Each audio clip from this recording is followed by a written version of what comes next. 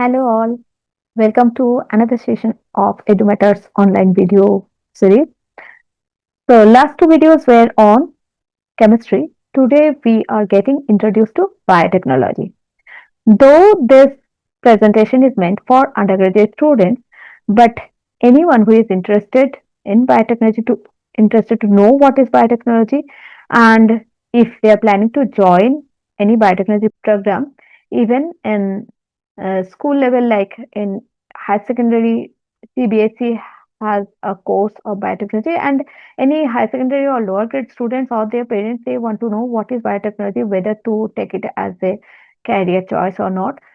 For them, this is just introduction to biotechnology. We will just learn, or if even not learn, we will just get introduced to the biotechnology term, what it is. So, what is biotechnology? Biotechnology, as the term we hear, it gives us some idea that is this combination of two terms, biology and technology.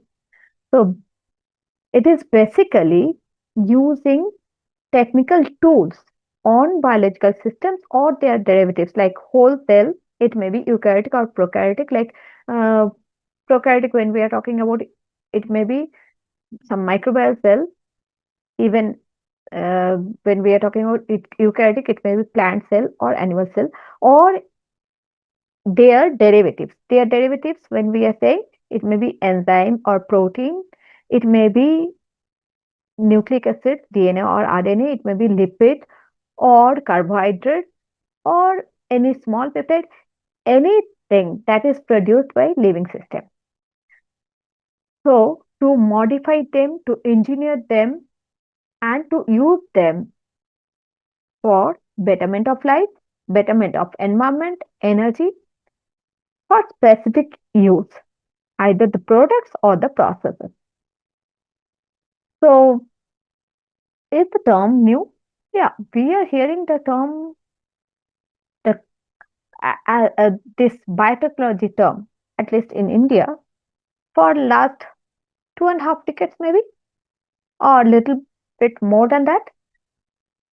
But this term is not a new term, though the term is new, but the technology is really has an ancient history. Like fermentation, when we are talking about industrial biotechnology, mostly fermentation is the thing. So fermentation is not a new thing. Since ages in across the globe, alcohol is being made, fermented food like pickles, yogurt, bread, all these things. These are, even if we talk about our Indian food like dosa, idli, all these things are fermented food, dried fish, fermented food, right? So it is known since ages, but using proper engineering tools and techniques, that was possible after discovery of DNA, and to engineer the genes, it was possible after discovery of restriction enzymes, the genetic scissor, right? Or the biological scissor. After that only we could cut the genes, we could teach the genes, and if we look into very recent thing like CRISPR technology, that has given us a handle to cut and trace the genes according to our wish.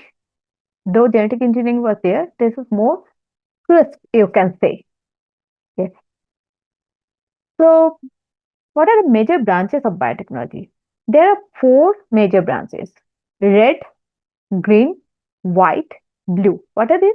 Red is anything that involves medicinal or therapeutic uses, like using biotechnology for medicine purpose or therapeutic purpose.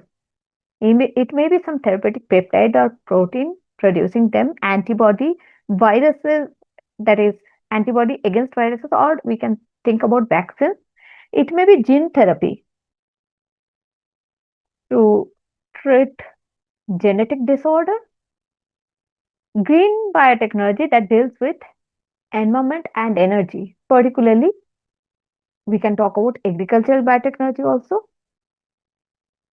Green energy, when we are saying, it may include biofuel, biodiesel, biohydrogen, etc.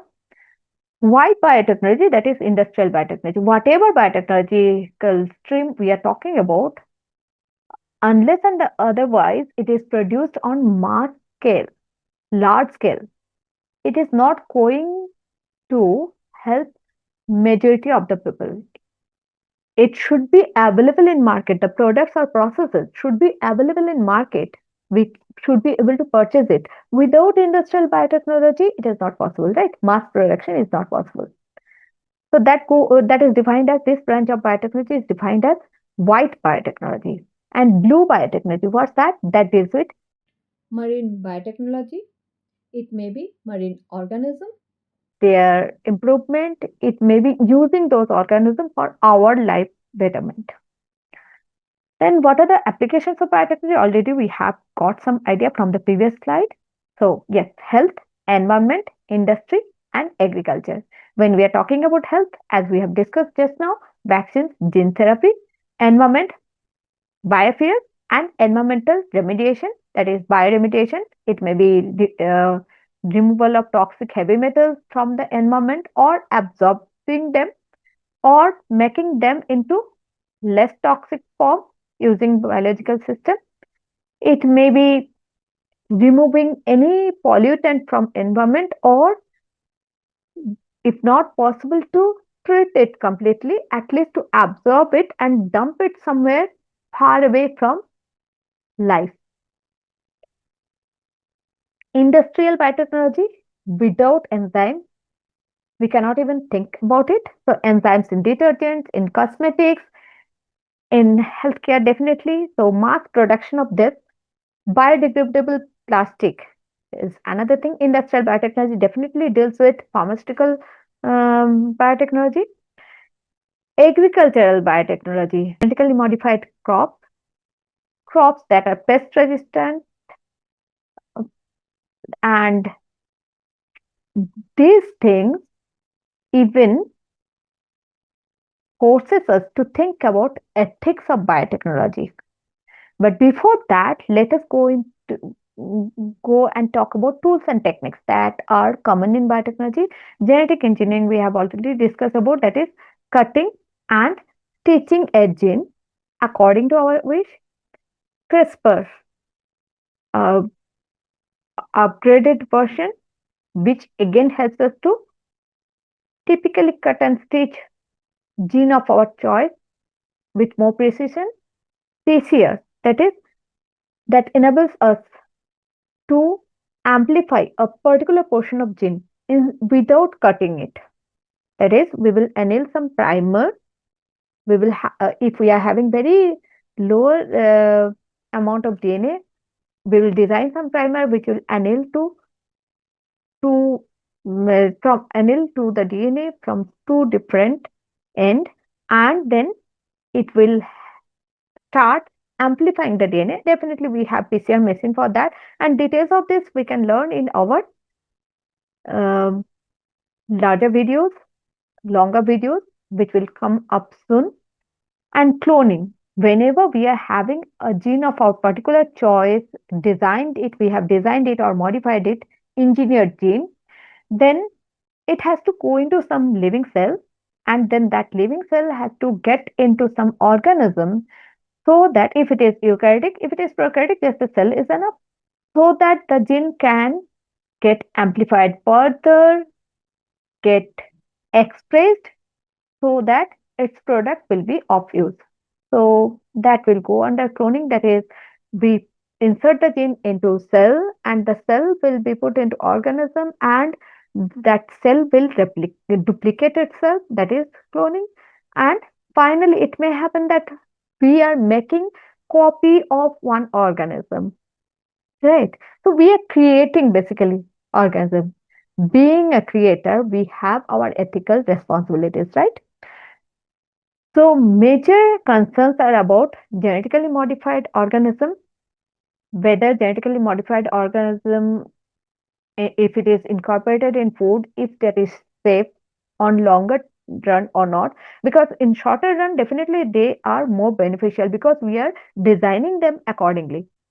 But what is the effect on long term? What is the long term effect of this? And environmental concern, because if genetically modified organisms are allowed to spread into environment, then there are chances that biodiversity will come down, and that may lead to some disaster which will go beyond our control. And gene editing, should we play with nature? Whatever is produced by nature, should we play with that in large scale? Designer babies, should we at all do this? The, means nature has many surprises for us. When we design nature's product, including human being, according to our wish, then again biodiversity will come down, means adaptation to adverse thing will come down. Not only that, is it a baby, human being? Is it a animal? It is. We are not creator, right? Whether you think about nature or if you think about God, the creator, the great creator, or nature, whichever way you think, we are product of nature. We are product of the creator. We are not creator. If we want to become that, some disaster may come. Like if we go for designer babies, everyone will like to have some optimum or the maximized level of everything, every trait and character. Then what about the diversity? It's like just robots made in a factory. Should we go for that? These are debates. Then, in summary, we can conclude biotechnology definitely interdisciplinary. We have seen its application in health, environment, energy, uh, then agriculture, and industrial biotechnology. And when this many applications are there, then definitely we need to know some basic concepts of many fields to have mastery in biotechnology, like chemistry, definitely. Without that, biological interaction, we cannot learn properly. Physics, yes. We need to know energetics, thermodynamics. We need to know statistics, and we need to know calculus. Whenever we are thinking about industrial biotechnology, we need to know fluid mechanics, we need to know heat and mass transfer, so many things, right? And we need to know humanities, because when we are thinking of ethics, and also we have to think about acceptability. So we need to know what societal norms are there, what are acceptable to the society. Otherwise, the things, even if it is coming to market, it won't be of any use, right? And then obviously ethics, environmental concern is there. That also we need to think about. And when you are talking about designing something, definitely we need to have some idea of design, right?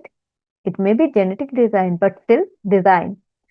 So it is in the applications are widespread. So the learning to learn biotechnology, we have to have some basic of all these fields, right? Basic knowledge of all these things. Yes. So let us explore the wonders of biotechnology together. Join our class.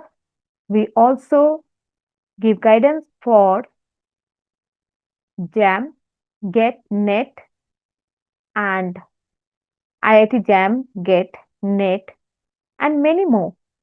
DBT, JRF, and many more. So please join us. This is our contact. So Hope to see you soon. Listen from you. You can ask me questions if you have anything in your mind. Please contact. Be in touch. Wait for the next video. See you soon. Bye.